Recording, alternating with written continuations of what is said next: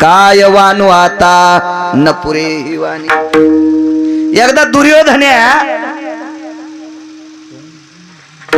नाव ऐकून येत का तुम्ही? मी त्याला दुर्योधन म्हणत नाही देवा, त्याचा पाहुणा तुमच्या गावात आहे का? मग काय चिंता नाही, उगा आमची गाडी फोडायचा। हरामखोर दुर्योधन्या इंद्रप्रस्थाला गेला। काय वानू आता न पुरे वाणी सांगतो। इंद्रप्रस्थाला पोहोचल्याच्या नंतर इंद्रप्रस्थात पांडव राहत होते आणि कौरव हस्तिनापुरात राहत होते। इंद्रप्रस्थ आता कुठे मोबाईलवर कळतंय तुम्हाला, पण दुसरं चीज काय लिन बेटे हो तुम्ही? तरुणांना सांगायलो, वयस्कर माणसाला बेटे म्हणायची माझी काय पात्रता आहे? दुसरं चीज काय लिहि तुम्ही? ज्याला कवडीची अक्कल नाही त्याला 3-3 वाजूस तर चॅटिंग करता, काय लायकी त्याची? पाणी नेत नाही तो सकाळी आणि त्याला 3-3 वाजूस तर तुम्ही चॅटिंग करता। कुपाटी लागेल ना घराला तुमच्या। विठाला विठाला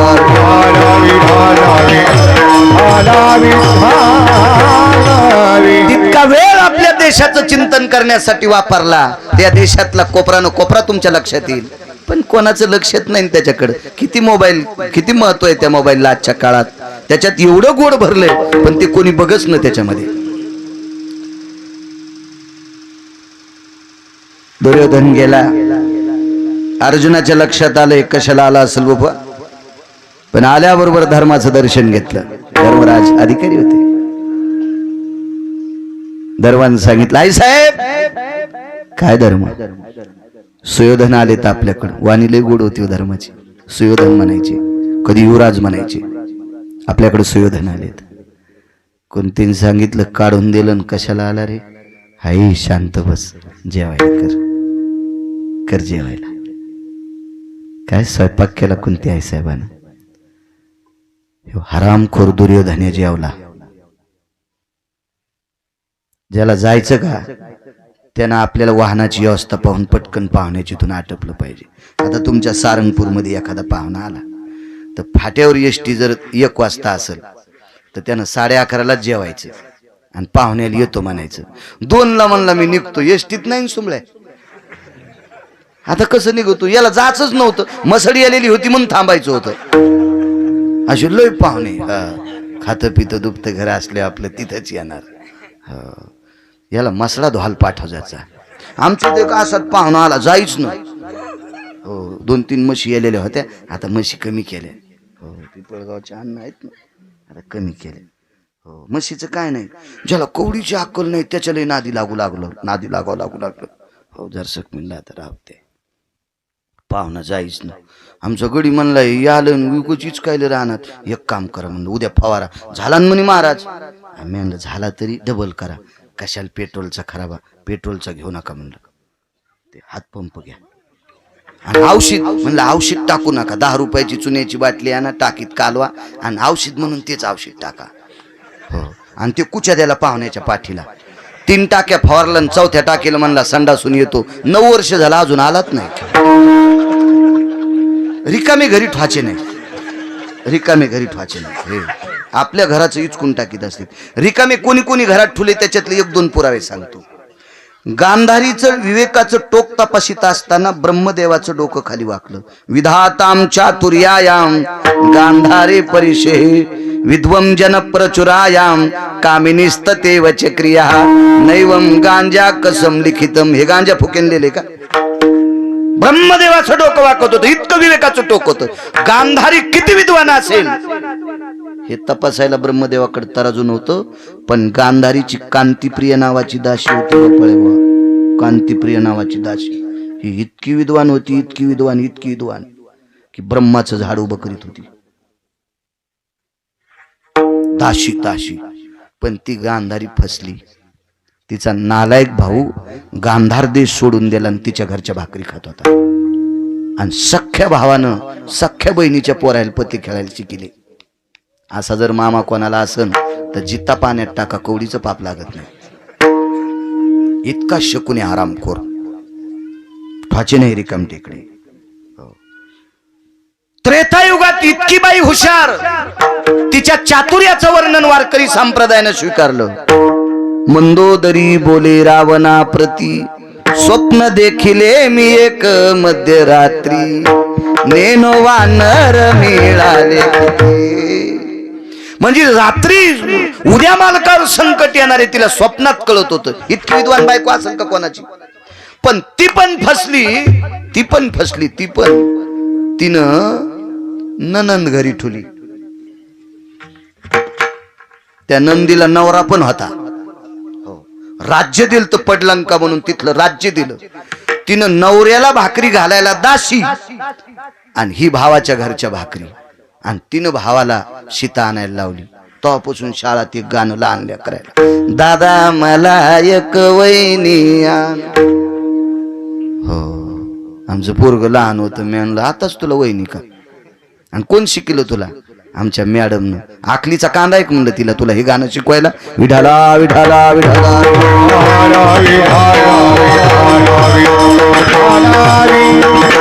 हे घरी राहणारे रिकाम टेकडे घराचा असं विचकून टाकीत असतात.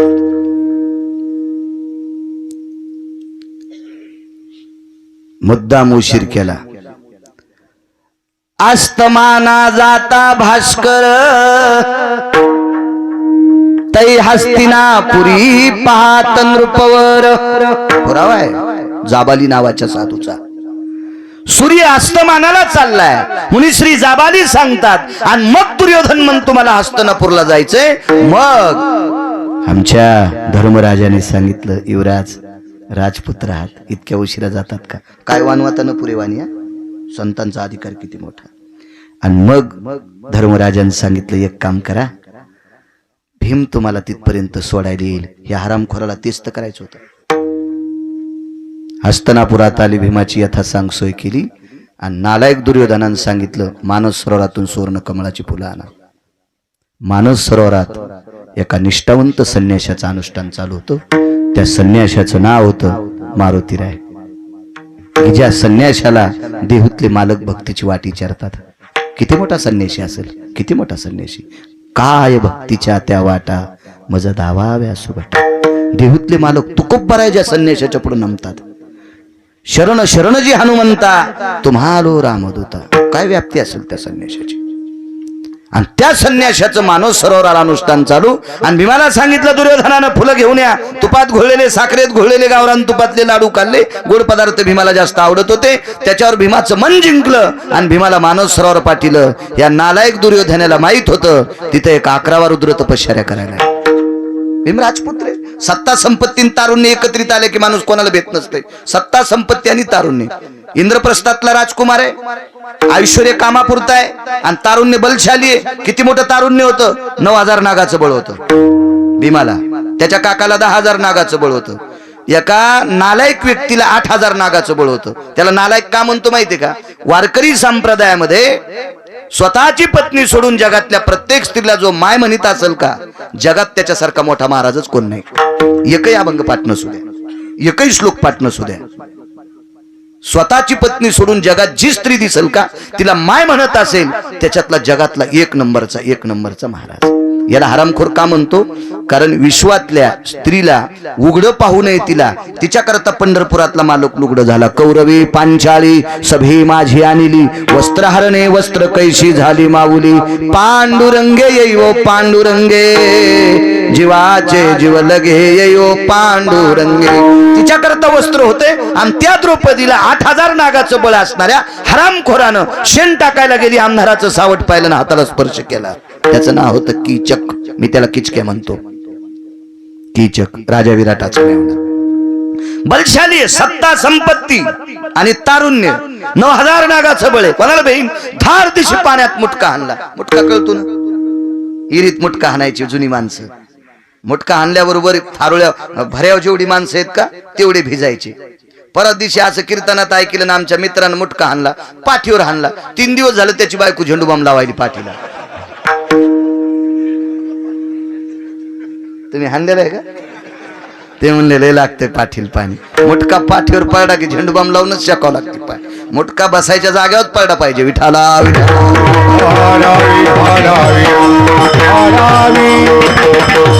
फार दिवशी मुटका हाणला.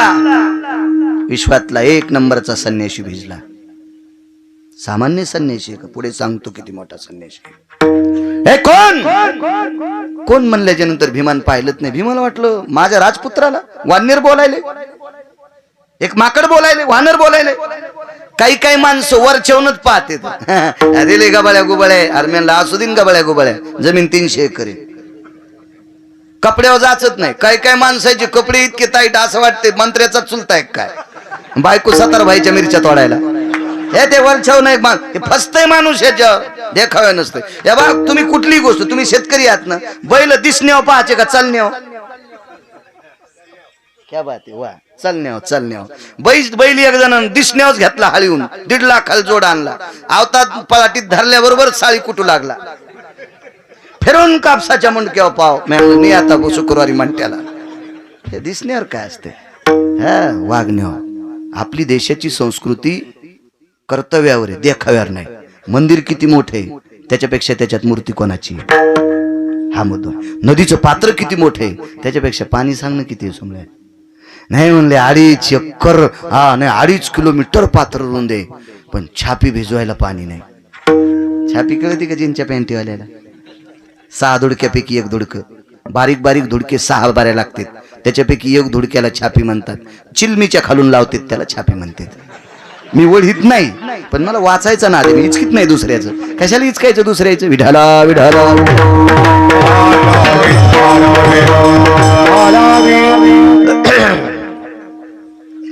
मारुतीरांनी सांगितलंय तुझं तू कर ना, पूजा पाठ करायला असते. मी पावणार आहे, स्नान करणारे, आनंद घेतोय. मारुतीरांनी सांगितलंय का शब्दात सांगतो हो बाहेर. भीम म्हणलं काय वानर होय, ते वर चवून गेला ना भीम. भीमाला माहितच नाही वानर काय. येऊनी जन्मला मरकट, वैष्णवा माझी अतिश्रेष्ठ, हनुमंत मनावया कनिष्ठ, ऐसा पापिष्ट कोण आहे. पैठणच्या मालकांनी दखल घेतली. येऊनी जरी वानराची असेल पण वैष्णवा माझी अतिश्रेष्ठ. काय माहिती भीमाला काय येत? आळंदीतल्या मालकांनी दखल घेतली. ध्वजस्तंभावरी वानरू, ते मूर्तिमंत शंकरू. प्रत्यक्ष शंकर आहेत, प्रत्यक्ष शंकर. आळंदीतल्या मालकांनी दखल घेतली. पण भीमाला काय माहितीये? भीमाला वाटलं हे बाकी मिरच्यात फिरतेत वानर, तसंच आहे का नाही? मिरच्याला फुलं लागावून वानरायनं उड्या हाना, पुन्हा मिरच्याला वाद्या लागतच नाही. शेतकरी मी. विठाला विठाला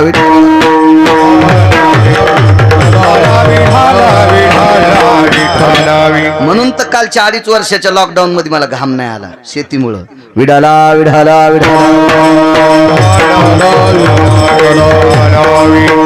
असं वानर समजेल असेल. मारुतीरायने सांगितलं, सरळ सांगतो बाहेर हे पट नाही. मारुतीरायने शेपटी अशी जवळ घेतली हातात, असं चोंभाळून म्हणले बाई पाय बरी याच. शेपटी गेली आणि शहाणा माणूस जसा फासा टाकतो का मेखीला, शहाणा. काही काही अशा तशा गायीनं उरफाटे येडे घेतली आणि गेली दुसऱ्याची मका खाला. म्हणून दुसऱ्या दिवशी इतक्या गाठी मारल्या तिने ओढे घेऊ घेऊ गाठी ताईट झाल्या, पुन्हा चराट कुराडीन तोडावं लागलं. पण शहाण्यान फासा टाकल्या शहाणं लागते. हे बा शेती करायला लोक.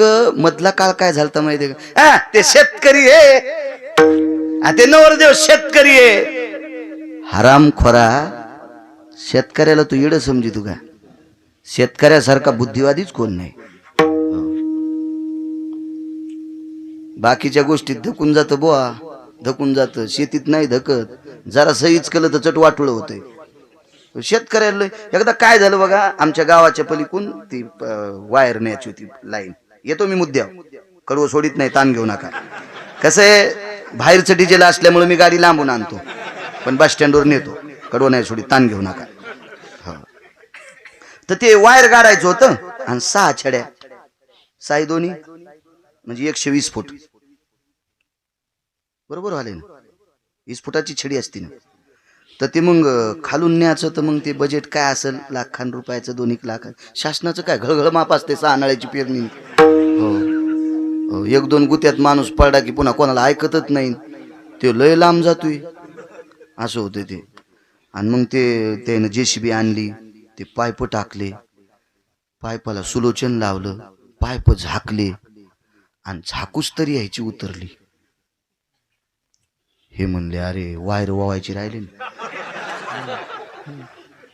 वायर राहिली ना वावायची एकाची उतरली होती सॉक्स गुडघे इतकाले होते इतकाले असतात का नसतात काय माहित पण पटे गिटे असे मस्त उभे घामाखूम झाले नोकरी जाती म्हणजे आपली तितक्यात नेमकी लाईन गेली आणि उसाला दारे धरता धरता एक शेतकरी जांभळी खाली गेलं फांदीला बांधलेली भाकर सोडली कुत्रे नेते म्हणून वरी बांधित शेतकरी सोडली बसलं जेवायला ते म्हणलं साहेब लोक घाम काऊन पुसायले चांगली गाडी होती उभी घाम काऊन पुसायले गेलं तिथं नातू आलता म्हणला अण्णा जेवानं काय करायचं त्या साहेबाहून ते आपल्या काय कामाचे तर कुठले काम पैसे घेतल्याशिवाय सहाय्य करीत नाहीत चला चला चला नाही रे मोठाली माणसं येत मृदुंगावानी ढेऱ्या आहेत त्याच्या हो ना रे घाम याला रे त्याला काऊन याला विचारू ना आपण त्याला बघू बघू आपण बघू हो साहेब काय झालं काय नाही पाय आराम खुरावला दे काय नाही म्हणजे जा तिकडे काय तसं नाही साहेब हे आमचं रान आहे जांभळ आहे कळशीभर पाणी आहे आम्ही इराडा फिराडाच पित नाहीत पा हो आणि बिसलरीत कशातलं येते हो नका पिऊ पण सावलीला उभं राहण तुम्ही काऊन टकटक करायला हो जाण तुम्ही तुमचं नाही साहेब मी जेवता आलो तुम्हाला काऊन अहो घाम याला आम्हाला कळलं तुम्हाला काय कळतंय घाम कशामुळे यालाय तर नाही पण काम सांग हे वायर ओवायचं राहिले आणि लय सोपं काम आहे साहेब ते म्हणले इंजिनियर आम्ही आमचा कष्टा सुटलाय म्हणजे धोतर नव्हते त्याला घाम सुटलाय घाम किती शिकले काय नाही म्हणले कोण्या सालचा जन्म आहे काय नाही हा वळईत कुत्री येली त्या साली झालतो बापरे काय सांगताय कुत्री का येल ती सुभाण्याचं शिंग मोडता अरे किर्या घेऊन दे म्हातारे आणि याला काय वावता येते तू ती वायर साहेब असू द्या गरीब माणूस आहे हे इतका 90 एकर ऊस महाचे म्हणले 90 एकर तुम्ही गडी येत काय नाही म्हणले काय नाही गडी नाही काय नाही गडी तिकडे शेतात गेले तर लाईन होती म्हणलं 2-4 पाटगे भिजवा म्हणून आपलं शर्ट अडकिलं खांद्यावर खोरं घेऊन तुम्हाला वावता येते हो फक्त माझ्या संग ऊसात चला गुडघ्या इतकले स्वाक्षण कसे येते नाही ऊसात ते म्हणले साहेब तुम्ही ऊसात आले की काम होते परडे चिखलात ते म्हणले एक काम करा आता तुम्ही थांबा आखाड्यावर गेले टोपलं आणलं ऊसात उंदीर पाहायला बिळात पाणी गेल्या उंदीर बाहेर येते टोपल्यावर उंदरावर टोपलं टाकलं खालून धरला उंदीर आखाड्यावर सुतळीचे तोडे आणले 5-25 गाठीला गाठी मारल्या उंदराच्या पायाला तोडा बांधला आणि इकून पायपात सोडून द्याला तिकून उंदीर गेला गाठ सोडीन जाय म्हणला बघा तू आता आणि त्या सुतळीला वायर बांधलं आणि घेतलं होऊन इंजिनियर म्हणले आगाऊच का आम्ही शेतकऱ्याला रूमने म्हणतात हरामखोराय होत हा जी नालायक शेतकऱ्याला साधं समजित असतील त्या हरामखोऱ्याने एक लक्षात ठेवा 5 क्विंटल सोनं 10 क्विंटल चांदी जरी असेल तर चांदीच्या भाकरीन सोन्याचं पिठलं खाता येत नाही शेतकऱ्यांनी रक्ताचा घाम करून मातीत टाकला त्याच मातीतले मोती या शिकलेल्याला खाला भेटते म्हणून यायनं जरा हिशोबात शेतकऱ्याला बोलत जा विठाला विठाला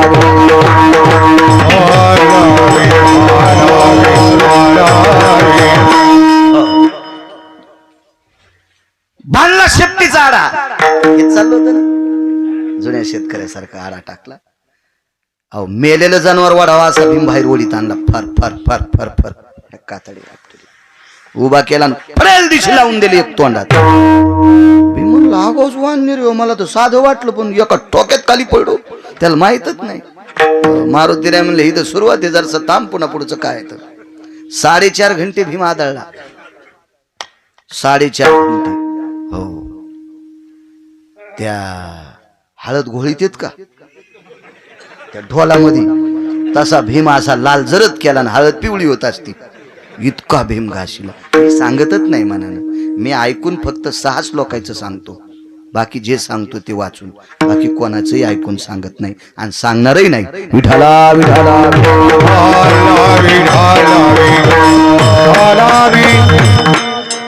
बघ. 4.5 तासाच्या नंतर मारुतीरायाने एक मनात एक विचार केला. आतापर्यंत बरेच बलशाली भेटले, पण 4.5 घंटे मार खाल्ला तरी भेटत नाही. पोरगच कोणाचा असो. म्हणले आई वडील कोण आहेत रे? भीम म्हणला आता लोक हाणले ना, आता माय बाप विचारायले काय वानवातानं पुरी वाणी, काय वानवातानं पुरी वाणी, आपटू हाणलं. मला भेट असन का? हा मारुतीराय म्हणले मला कळालं तुला काय वाटायला, मी भेट नाही, वर्षभर चलू दे, तू सोबत युद्ध करतोच, पण मला बलशाली दिसतोस, तारुण्य आहे तुझं, तुझ्या कांतीहून राजपुत्र आहेस असं लक्षात येते. आणि एवढा शक्तिशाली, नेमकी तुझे आई वडील कोण आहेत? मी पंडूराजाचा पुत्र आहे. मूर्ख आहेस म्हणे. का पंडूला लेकर कसे होतील?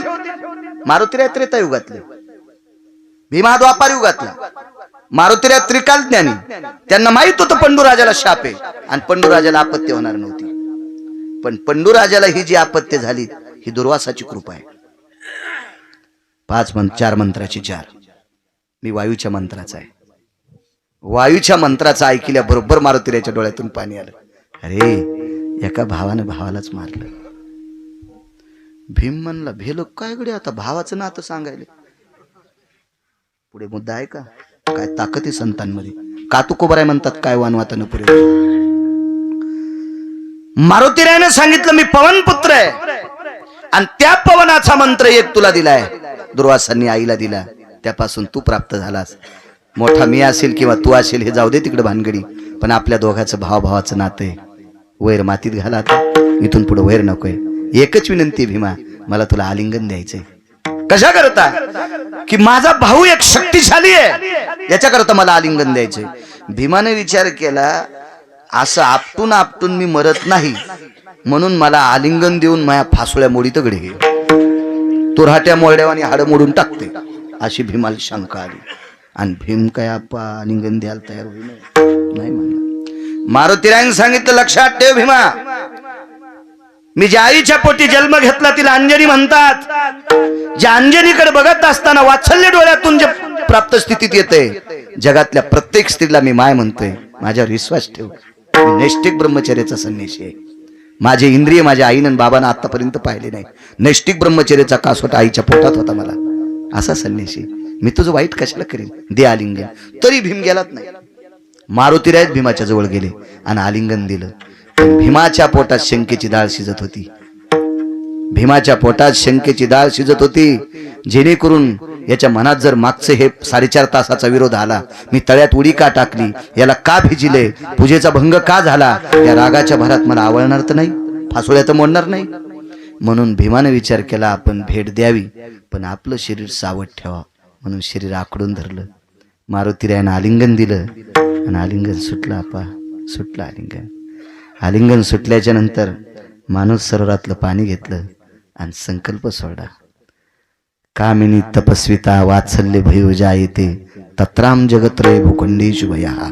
विश्वातल्या प्रत्येक स्त्रीला अंजनीच्या व्यतिरिक्त माय म्हणून जर बघितलं असेल आणि ही तपश्चर्या जर फळाला गेली असेल भीमा, तर माझं शरीर जिथं जिथं तुझ्या अंगाला लागले, माझं शरीर जिथं जिथं तुझ्या अंगाला लागले, तितकं शरीर तुझं वज्राचं होईल, तितकं शरीर तुझं वज्राचं होईल. आणि भीम अर्ध वज्राचा झाला. तुम्ही याच्या अगोदर ऐकलं असेल, नसेल द्या सोडून, पण कधी कधी पुराण वाची जा, लक्षात येईल तुमच्या. अर्ध शरीर भीमाचं वज्राचं. दुर्योधनाचं शरीर वज्रानं कसं झालं हे तुम्हाला ज्ञात आहे, पण भीमाचं शरीर अर्ध वज्राचं झालं. घरी गेले त्या दिवशी नेमकेच द्वारकेतले मालक आलेले होते, पंढरपुरातले मालक. सांगितली कथा.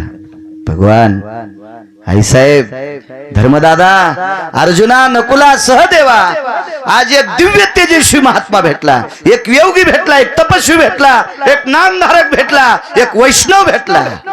आणि त्या वैष्णवाने मला मिठी दिली. पण माझ्या अंतकरणात शंकेची डाळ शिजत होती.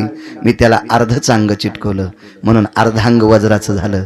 पंढरपुरातल्या मालकाच्या डोळ्यातून पाणी येत होतं. भीमा, काय चूक केलीस रे, काय चूक केलीस.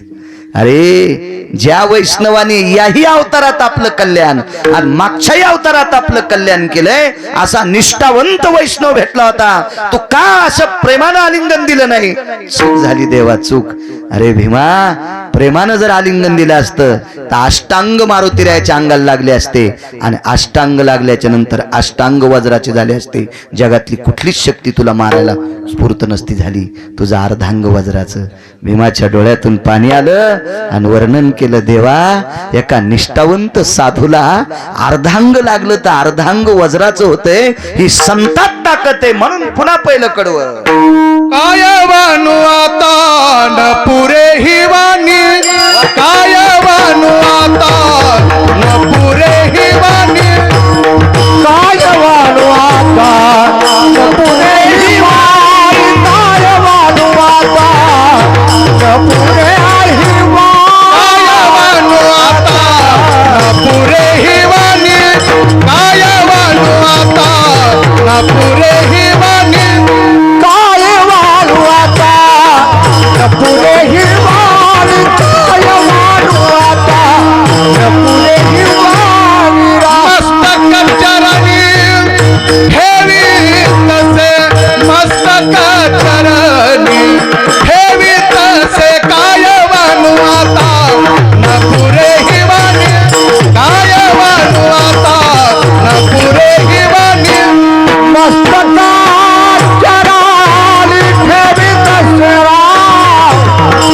मस्तक चरणी ठेवी तसे, काय वानू आता न पुरे ही वाणी, काय वानू आता न पुरे ही वाणी. क्या बात आहे. कधी कधी चांगलं ऐकायचं लक्षात ठेवत जा. ही ताकद संतांची.